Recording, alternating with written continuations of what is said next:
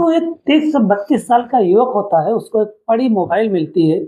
जैसे उसको मोबाइल मिलती है, बहुत खुश हो जाता है और मोबाइल उठा कर के वो ये सोच कर के मोबाइल को ऑफ कर देता है कि मैं 10-15 दिनों के लिए मोबाइल बंद कर देता हूँ।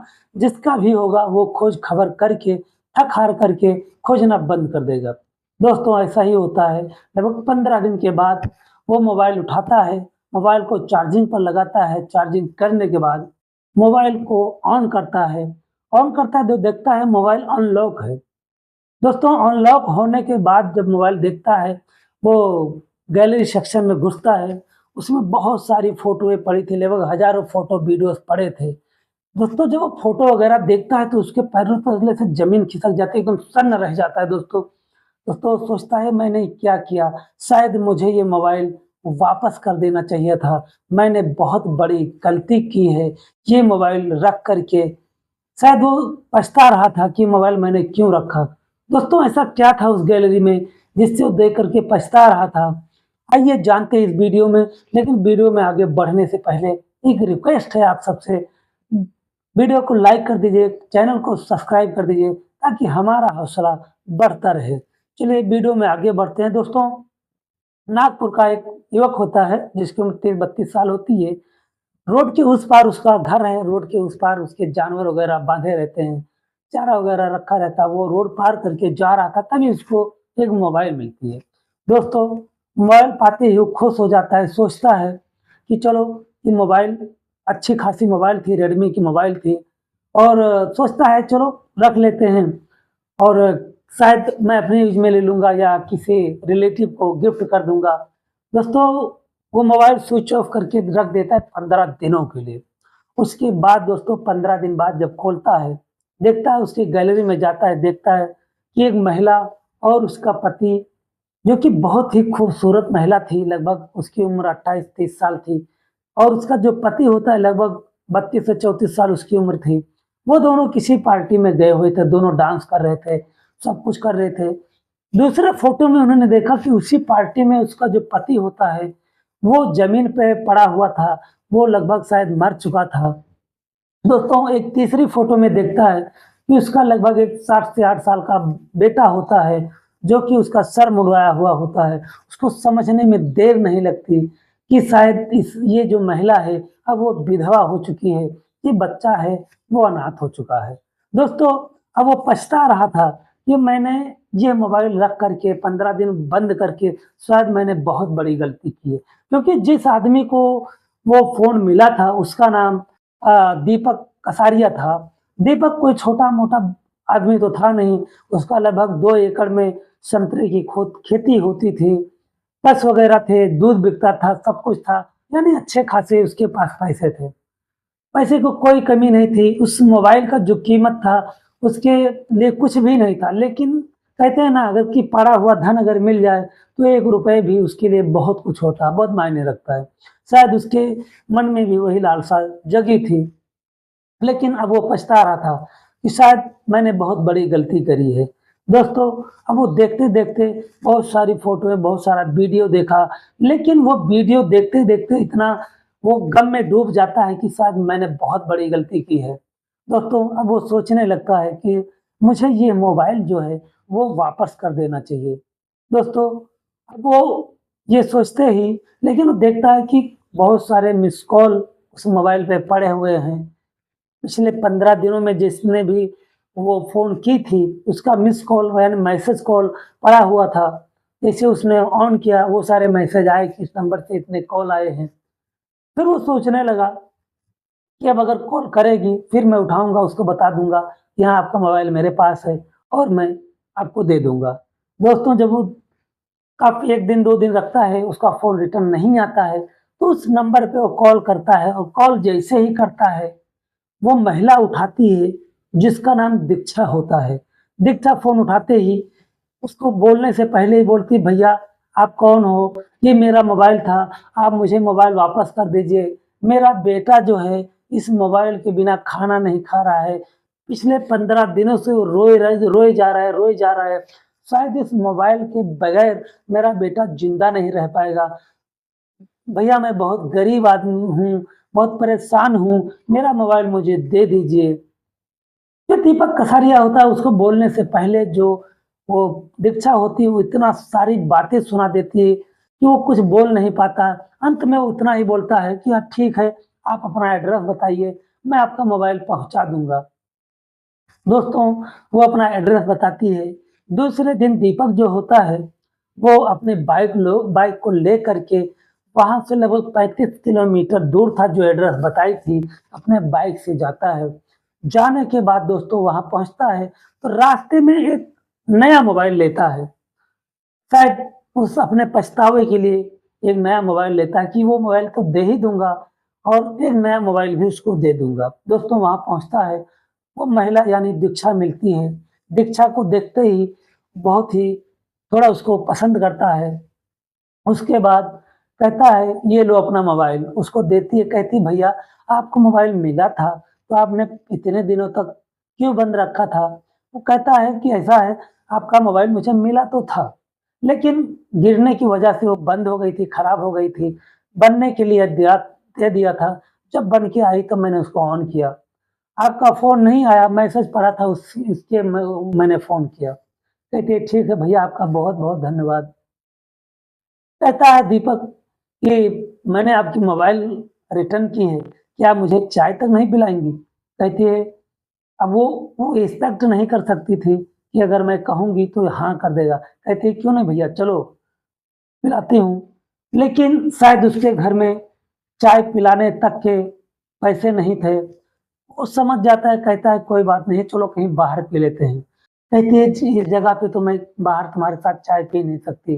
फिर वो कहता है कोई बात नहीं यहाँ से चलो थोड़ा दूर चलते हैं। वो कहती है नहीं, नहीं जाऊँगी यहाँ से दूर। 2-4 बार मना करती है लेकिन उसके जिद करने के बाद वो बाइक पर बैठती है। उसका जो बेटा होता है 8 साल का जिसका नाम सचिन होता है वो भी कहता है चलो ना माँ चलते हैं। लेकिन जब बेटा जिद करने लगता है वो उसके साथ जाती है। वहाँ से लगभग 4 से 5 किलोमीटर दूर जाती है। एक बढ़िया रेस्टोरेंट में बैठते हैं तीनों। वो पूछता है क्या खाओगी? वो कहती नहीं कुछ नहीं खाऊँगी। उसका बेटा कहता है मम्मी मैं खाऊँगा। और उसके लिए और अपने लिए इन तीनों के लिए कई सारे सामान मँगवाता है और ये सब मिलकर खाते-पीते हैं। उसके बाद पूछता है कि करती क्या हो? फिर वो कहती है पूछता है कि ससुराल में रह रही हो या मायके में रह रही हो?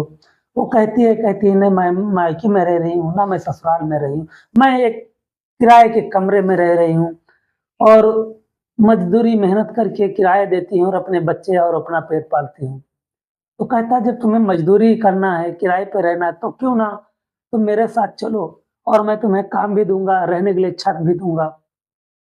कहती है कि नहीं, अभी नहीं जाऊँगी, काम करके 2-3 महीने हो गया है, मकान मालिक का किराया देना है। जैसे ही वो बात कहती है, उसका बेटा कहता मम्मी सुबह मकान मालकिन आई थी और कह रही थी कि अपनी माँ को बोल देना अगर किराया नहीं दी, तो मैं उसको यहाँ से निकाल दूँगी। दोस्तों बच्चों को क्या पता कि कब क्या बोलना चाहिए, क्या नहीं बोलना चाहिए। उसके बाद दोस्तों वो जो दीपक होता है कहता है नहीं तुम मेरे साथ चलो और उसके जिद करने के बाद दोस्तों वो वहीं से दीपक के साथ आ जाती है नागपुर। नागपुर पहुँचने के बाद दीपक का लगभग 2 एकड़ में संतरे का काम था ही, वहीं पे एक मड़ई रखा हुआ था, कुछ थोड़े बहुत बर्तन रखे हुए थे जिसमें वो नॉन-वेज वगैरह बना के खाता था। दोस्तों वहाँ पे और सारा इंतज़ाम कर देता है ब बिस्तर वगैरह का और बर्तन का वो सब खरीद कर लाके दीक्षा को दे देता है। दीक्षा से बातचीत में पूछता है, कहता है तुम्हारे पति का देहांत कब हुआ था? वो बताती है, कहती है कि मेरे पति का देहांत जो है वो 23 तारीख 2024 को हुआ था। तो कहता है इसी दिन तो मेरी पत्नी का भी देहांत हुआ था। ऐसे बातचीत में एक इत्तेफ़ाक और निकल के आता है कि जिस दिन इनकी शादी हुई थी 2016 या 17 में, उसी डेट को दीपक की भी शादी हुई थी और एक इत्तेफ़ाक और निकल के आता है कि जिस दिन दीपक का बेटा हुआ था, उसी दिन जो दीक्षा का बेटा है, उसका भी जन्मदिन पड़ता है, उसी दिन वो भी पैदा हुआ था। यानी ये इत्तेफ़ाक मिलता गया कि जिस दिन दीपक का शादी हुआ, उस दिन दीक्षा का शादी हुआ। जिस दिन दीक्षा का पति का देहांत हुआ, उस दिन दीपक की पत्नी का देहांत हुआ था। और जिस दिन दीपक के बेटे का जन्म हुआ उसी दिन दीक्षा के बेटे का भी जन्म हुआ। ये इत्तेफाक मिलता गया दोस्तों, और इन दोनों का जो एक माइंडसेट था वो थोड़ा मिलता चला गया। दोस्तों, अब जो दीक्षा थी वो मेहनत करके काम करती थी दीपक के यहाँ और अपना गुजारा बसर करती थी। उसके बाद दोस्तों, कहते हैं ना कि जब थोड़े अच्छे दिन आते हैं तो कहीं न कहीं से जो संकट के बादल होते हैं वो भी मंडराने लगते हैं। दोस्तों, कहीं न कहीं से दीक्षा के ससुराल वालों को पता चल जाता है और एड्रेस पता चल जाता है, वो अचानक वहाँ पर आ जाते हैं। उसका जो देवर है वो दारू पीता था, उसका जो ससुर है उसको मारता-पीटता था। वो लोग वहाँ पर आ जाते हैं, कहते हैं तुम मेरे ना खानदान का नाक कटवा दी हो, यहाँ पे आके रंगरलिया मना रही हो और ऐसा-वैसा दुनिया भर के बोलते हैं उसको। वो कहती है कि मैं अपनी मेहनत से कमा रही हूँ, खा रही हूँ, तुम्हें इससे क्या करना है? लेकिन जो दीक्षा का देवर होता है, तो वो दीक्षा का हाथ पकड़कर घसीटता है, उसको मारने लगता है। तभी दोस्तों जो दीपक होता है उससे बर्दाश्त नहीं होता, वो आता है, उसको छुड़ाता है, 1-2 कंटा मार के उसको दूर करता है, कहता है तुम्हारी हिम्मत कैसी हुई उसको मारने की।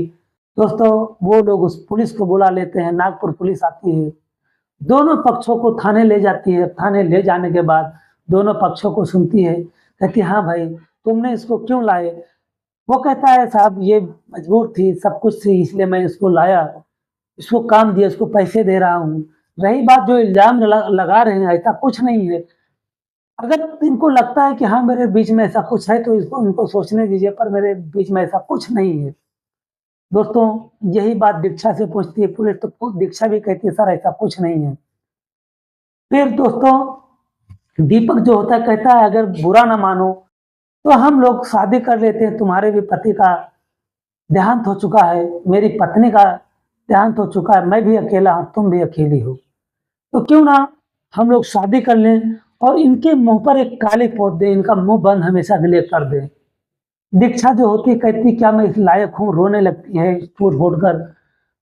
दीपक कहता है हाँ, तुम उस लायक हो और मेरे लिए परफेक्ट हो। जब मैं कह रहा हूँ शादी करने के लिए तो तुम्हें कोई ऐतराज़ नहीं होना चाहिए।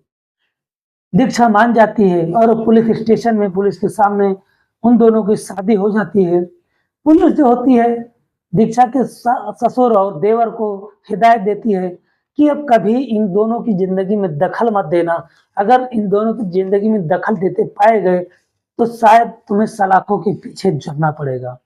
दोस्तों, अब दीक्षा को एक बढ़िया ईमानदार पति मिल चुका था, उसको एक और बेटा मिल चुका था और दीक्षा के बेटे को एक और भाई मिल चुका था और दीपक को एक अच्छी पत्नी मिल चुकी थी।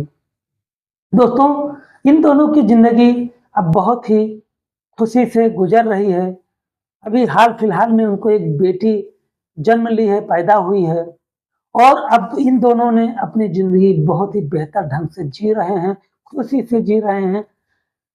दीपक का जो बेटा जिस स्कूल में पढ़ता था, उसी स्कूल में दीक्षा का बेटा भी पढ़ रहा है और इनकी ज़िंदगी बहुत खुशी से बीत रही है। दोस्तों, आपका इस कहानी के बारे में क्या कहना है? आप लोग मुझे कमेंट सेक्शन में ज़रूर बताएँ और अगर ये वीडियो आपको अच्छा लगा हो, तो हमें कमेंट सेक्शन में ज़रूर बताएँ। चैनल को सब्सक्राइब कर लें। मिलते हैं किसी दूसरे नए रियल वीडियो में, तब तक के लिए जय हिंद, जय भारत, नमस्कार।